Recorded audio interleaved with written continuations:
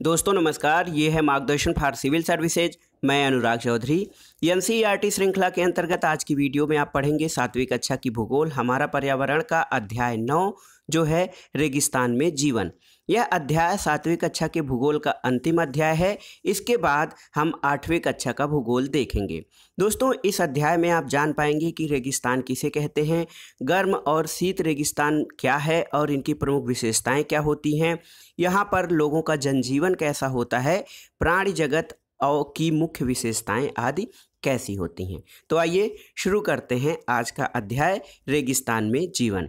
दोस्तों अध्याय 5 में आप पढ़ चुके हैं कि पेड़ पौधे, पशुओं और मनुष्यों के लिए जल ही जीवन है, यानी पेड़ पौधे, मनुष्य और पशुओं सभी जंतुओं के लिए जल जीवन है या जल महत्वपूर्ण आधार है जीवन का। जहाँ पीने के लिए जल न हो, मवेशियों के चरने के लिए घास न हो, फसलों के उगने के लिए जल न हो, ऐसे स्थान पर किसी भी जीव के लिए जीवन कठिन होगा या तो वहाँ पर जीवन संभव ही नहीं हो सकता है। अब हम विश्व के कुछ स्थानों के बारे में पढ़ेंगे जहाँ लोग अत्यधिक कठिन और कष्टकारी तापमान में भी जीना सीख चुके हैं। इनमें से कुछ स्थान आग की तरह गर्म हैं, कुछ बर्फ़ की तरह ठंडे हैं। ये विश्व के रेगिस्तानी क्षेत्र हैं जो सबसे गर्म क्षेत्र हैं और जो सबसे ठंडे क्षेत्र हैं। ये दोनों ही विश्व के रेगिस्तानी क्षेत्र हैं। इन क्षेत्रों में जो मौसमी दशाएं होती हैं वो कम वर्षा, विरल वनस्पति और चरम तापमान होता है। तापमान के आधार पर रेगिस्तान दो प्रकार के होते हैं, गर्म रेगिस्तान और ठंडे रेगिस्तान। इन स्थानों में जहाँ कहीं भी थोड़ा बहुत जल उपलब्ध होता है वहाँ पर लोग कृषि करने के लिए बस जाते हैं और वहाँ पर जनसंख्या की बसावट भी हो जाती है। तो रेगिस्तान यानी डिजर्ट किसे कहते हैं? तो दोस्तों रेगिस्तान एक शुष्क प्रदेश होता है जिसकी विशेषताएं अत्यधिक उच्च अथवा निम्न तापमान होता है और विरल वनस्पति और विरल जनसंख्या का बसावट होता है। तो आप समझ गए होंगे कि रेगिस्तान क्या है। रेगिस्तान ऐसा स्थान है जहां पर तापमान अति चरम होता है।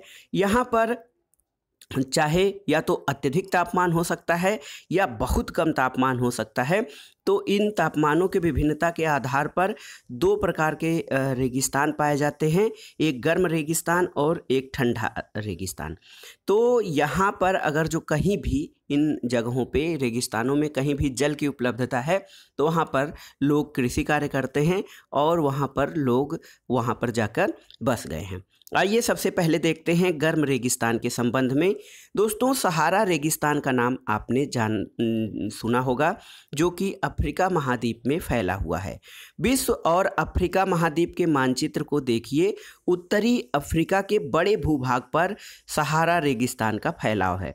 ये दोस्तों दुनिया का सबसे बड़ा रेगिस्तान है। सबसे बड़ा रेगिस्तान सहारा रेगिस्तान है और ये लगभग इसका क्षेत्रफल 8.54 लाख वर्ग किलोमीटर क्षेत्र के में फैला हुआ है। तो जो सहारा रेगिस्तान है उसको आप भारत के संपूर्ण क्षेत्रफल से तुलना करिए तो लगभग 3 गुना के आसपास आता है। भारत का क्षेत्रफल 3.2 लाख वर्ग किलोमीटर है और सहारा जो मरुस्थल है उसका क्षेत्रफल 8.5 लाख वर्ग किलोमीटर है। सहारा रेगिस्तान किन देशों में फैला हुआ है? तो याद रखिए सहारा रेगिस्तान 11 देशों से घिरा हुआ है। ये कौन कौन से देश हैं? ये देश हैं अल्जीरिया, चाड, मिस्र, Libya, Mali, Mauritania, Morocco, Niger, Sudan, Tunisia और पश्चिमी सहारा। तो इनको आप अलग से एक पेज पर नोट कर लीजिएगा ताकि याद करने में आसानी रहे। रेगिस्तान के बारे में जब आप सोचते हैं तो आपके दिमाग में रेत का दृश्य उभरता है, लेकिन सहारा मरुस्थल बालू की विशाल परतों से ढका हुआ ही नहीं वरन वहाँ बजरी के मैदान और नग्न चट्टानी सतह वाले ऊंचे पठार भी पाए जाते हैं। ये चट्टानी सतह कुछ स्थानों पर 2500 मीटर यानी 2500 मीटर से भी अधिक ऊंची हैं। तो जो सहारा रेगिस्तान है केवल रेत या बालू नहीं है, यहाँ पर बजरी और चट्टान भी पाए जाते हैं। दोस्तों एक फैक्ट है, आपको यह जानकर आश्चर्य होगा कि सहारा रेगिस्तान एक समय में पहले हरा भरा मैदान हुआ करता था। सहारा की गुफाओं से प्राप्त चित्रों से ज्ञात होता है कि यहाँ नदियाँ और मगरमच्छ पाए जाते थे। हाथी, शेर, जिराफ, शुतुरमुर्ग, भेड़, पशु और बकरियाँ सामान्य जानवर थे, लेकिन जलवायु परिवर्तन ने इसे बहुत गर्म और शुष्क प्रदेश में बदल दिया। ये जो मैप है आपका, इस मैप के आधार पर आप सहारा रेगिस्तान के विस्तार को देख सकते हैं। देखिए ये अटलांटिक महासागर का एरिया है और ये पश्चिमी सहारा, और ये जो हल्का भूरा भाग है आपको दिख रहा है, ये सहारा रेगिस्तान है। बहुत ही बड़ा, दुनिया का सबसे बड़ा मरुस्थल, और आपने पढ़ा भी कि भारत के कुल क्षेत्रफल से 3 गुने के आसपास, 3 गुना से थोड़ा सा कम ही इसका क्षेत्र है, और 11 देशों में सहारा रेगिस्तान का फैलाव है, जो कि अफ्रीका महाद्वीप के उत्तरी पश्चिमी भाग में इसका अत्यधिक फैलाव है। दोस्तों गर्म स्थान के बारे में जानते हैं तो सहारा का अल अजीजिया क्षेत्र जो है त्रिपोली में स्थित है, लीबिया की राजधानी। लीबिया के त्रिपोली में अल अजीजिया सहारा क्षेत्र में स्थित है। यहाँ का सबसे अधिक तापमान 1922 में 57.7 डिग्री सेल्सियस रिकॉर्ड किया गया था, और ये दुनिया में या धरती का सर्वाधिक तापमान वाला जगह है। जलवायु के बारे में आइए जानते हैं, सहारा रेगिस्तान की जलवायु कैसी है। तो रेगिस्तान 2 प्रकार के हैं। पहले आपने देखा गर्म और शीत रेगिस्तान, गर्म मरुस्थल, शीत मरुस्थल। सहारा रेगिस्तान की जलवायु बहुत अधिक गर्म और शुष्क है। यहाँ की वर्षा ऋतु अल्पकाल के लिए होती है, या तो वर्षा होती ही नहीं है। आकाश जो होता है बादल रहित और निर्मल होता है। नमी संचय होने की अपेक्षा यहाँ पर तेजी से वाष्पीकरण हो जाता है। दिन अविश्वसनीय रूप से गर्म होते हैं, और दिन के समय तापमान 50 डिग्री सेल्सियस के ऊपर पहुँच जाता है। इसमें रेत और नग्न चट्टानें अधिक गर्म हो जाती हैं। इनके ताप का विकिरण होने से चारों तरफ सब कुछ गर्म हो जाता है। रातें बहुत अधिक ठंडी हो जाती हैं, और तापमान गिरकर हिमांक बिंदु लगभग 0 डिग्री सेल्सियस तक पहुंच जाता है। तो जो रेगिस्तान है वहाँ पे तापांतर बहुत अधिक पाया जाता है। अत्यधिक तापमान यानी 50 डिग्री सेल्सियस से ऊपर और दिन के समय, और रात के समय अत्यधिक निम्न तापमान यानी 0 डिग्री सेल्सियस के आसपास, और ये वहाँ की चरम तापमान या चरम जलवायु दशा को प्रदर्शित करता है। रेगिस्तान में या सहारा रेगिस्तान में वनस्पति और प्राणी जगत कैसा होता है उसके बारे में जानते हैं। तो दोस्तों सहारा जगत की जो वनस्पतियां हैं उसमें कैकट्स और खजूर के पेड़ एवं एकेसिया के पेड़ पाए जाते हैं। यहाँ पर कुछ स्थानों पर मरुद्यान, खजूर के पेड़ों से घिरे हरित द्वीप भी पाए जाते हैं। ऊंट, लकड़बग्घा, सियार, लोमड़ी, बिच्छू, सांपों की विभिन्न प्रजातियां और छिपकलियां यहाँ प्रमुख जीव जंतु हैं। दोस्तों सहारा रेगिस्तान में वैज्ञानिकों को मछलियों के कंकाल भी मिले हैं, और इससे ये अनुमान लगाया जा सकता है कि यहाँ पर पहले जल था, नदियाँ थीं, झील थे, तभी यहाँ पर मछलियों के जो हैं वो जीवाश्म पाए गए हैं।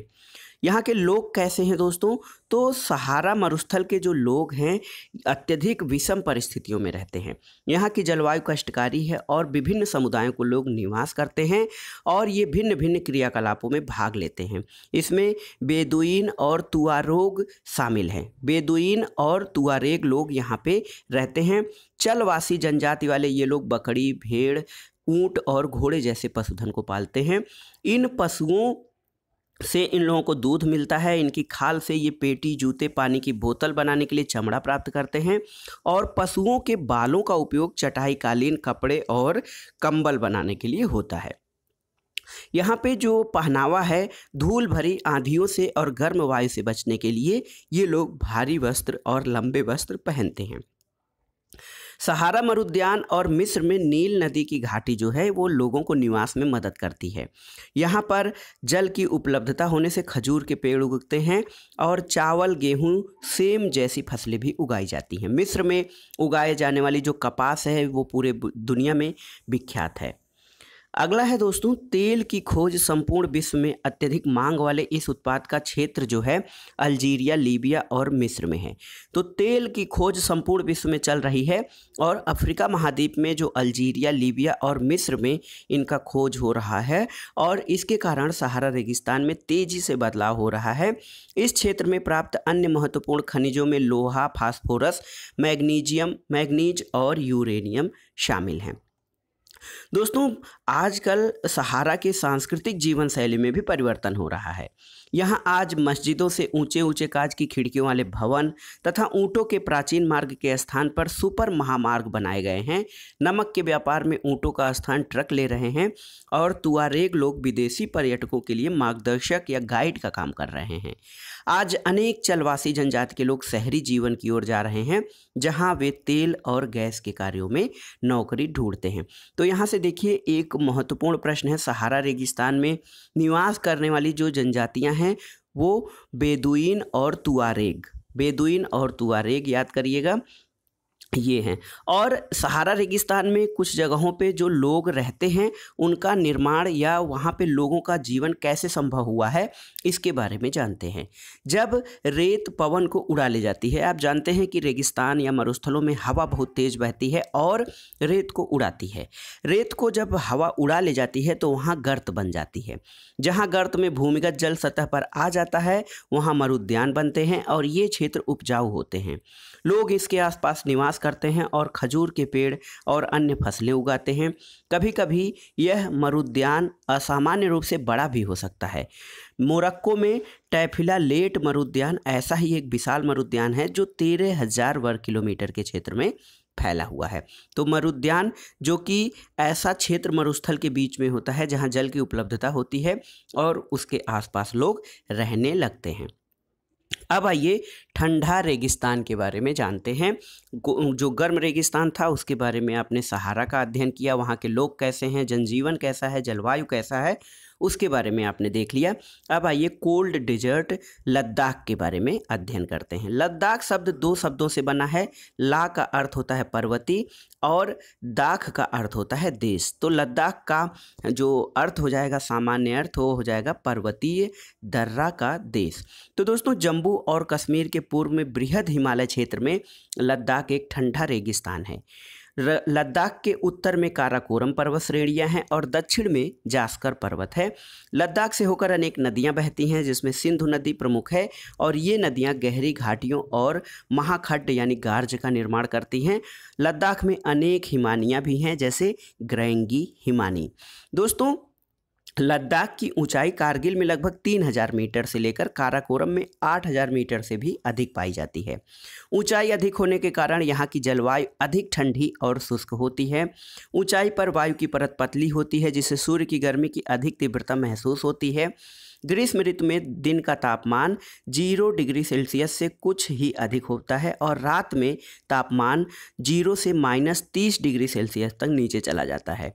शीत ऋतु में यह बर्फीला ठंडा हो जाता है और तापमान लगभग -40 डिग्री सेल्सियस के नीचे रहता है। चूँकि यह हिमालय के वृष्टि छाया प्रदेश में स्थित है इसलिए यहाँ वर्षा भी बहुत कम होती है। दुनिया के सबसे ठंडे स्थानों में द्रास सेक्टर लद्दाख में ही स्थित है। और वैसे तो दुनिया का सबसे ठंडा स्थान साइबेरिया में बरखोनियास्क है, लेकिन भारत का जो द्रास है लद्दाख में स्थित, ये भी दुनिया के सबसे ठंडे स्थानों में है। ये देखिए मैप में आप सियाचिन, हिमनद और लद्दाख का एरिया देख सकते हैं। देखिए यहाँ पे जो लद्दाख का एरिया है इसको दर्शाया गया है और ये देखिए श्योक नदी यहाँ पे बह रही है। श्योक नदी और सिंधु नदी यहाँ की जो मुख्य नदी है, सिंधु नदी यहाँ से बह रही है। कारगिल ये जो एरिया है, तो यहाँ पर दोस्तों जो दुनिया का शीत मरुस्थल है लद्दाख, ये भारत का सबसे ऊंचा शीत मरुस्थल है। मुश्किल से यहाँ पर 10 सेंटीमीटर प्रतिवर्ष वर्षा होती है और यह क्षेत्र बर्फीली हवाओं और तेज जलाने वाले सूर्य ताप का अनुभव करता है। ये जानकर आपको आश्चर्य होगा कि यदि आप सूर्य की धूप में इस तरह बैठें कि आपके पैर छाया में हैं तो आप एक साथ एक समय पर उष्माघात और तुषार उपघात से ग्रसित हो सकते हैं। यानी गर्मी और ठंडी एक साथ यहाँ पर आप परेशान हो सकते हैं। लद्दाख को खा पा चान भी कहा जाता है, जिसका अर्थ होता है हिम भूमि या बर्फ की भूमि। तो लद्दाख में वनस्पति और प्राणी जगत कैसा है, इसके बारे में जानते हैं। यहाँ पर उच्च शुष्कता के कारण वनस्पति विरल होती है। वनस्पति यहाँ पर बहुत कम है। जानवरों के चरने के लिए कहीं कहीं पर छोटी घास और झाड़ियाँ मिलती हैं। घाटी में शरपत या विलो वृक्ष और पापलर के उपवन देखे जा सकते हैं। ग्रीष्म ऋतु में सेब, खुमानी और अखरोट जैसे पेड़ यहाँ पर पल्लवित होते हैं।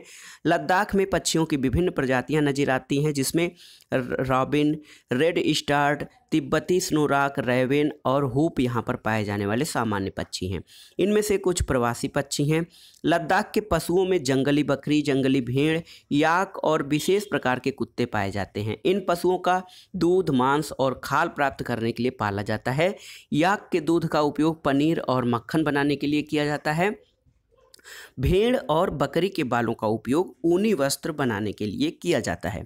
ऊनी वस्त्र के संबंध में आपको एक जानकारी होनी चाहिए कि चीरू या तिब्बती एंटीलोप एक विलुप्त प्राय जीव है। इसका शिकार शहतूश नामक इसके ऊन के लिए होता है, जो वजन में हल्का और अत्यधिक गर्म होता है। अब आइए लद्दाख के लोगों के बारे में जानते हैं। तो दोस्तों, लद्दाख, तिब्बत और मध्य एशिया के निवासियों के बीच कई प्रकार की समानताएं हैं, क्योंकि इनका जो जलवायु दशाएं हैं एक समान है और जो है ठंडी, और यहाँ पर धार्मिक स्तर पर भी या तो लोग मुसलमान हैं या बौद्ध। वास्तव में लद्दाख क्षेत्र अपने अनेक बौद्ध मठों और परंपरागत गोपा के साथ स्थित है। देखिए, जो लद्दाख क्षेत्र है ये अपने बौद्ध मठ और परंपरागत गोम्पा के साथ स्थित है। कुछ प्रसिद्ध मठ यहाँ पर हेमिस, थिक्से, शे और लामा यूरू हैं। ये देखिए मठ का जो चित्र है 9.5, ये थिक्से मठ का चित्र दिखाया गया है। बहुत ही सुंदर और स्वच्छ मनोरम स्थल है। ग्रीष्म ऋतु में यहाँ के निवासी जो हैं जौ, आलू, मटर, सेम और सलजम की खेती करते हैं।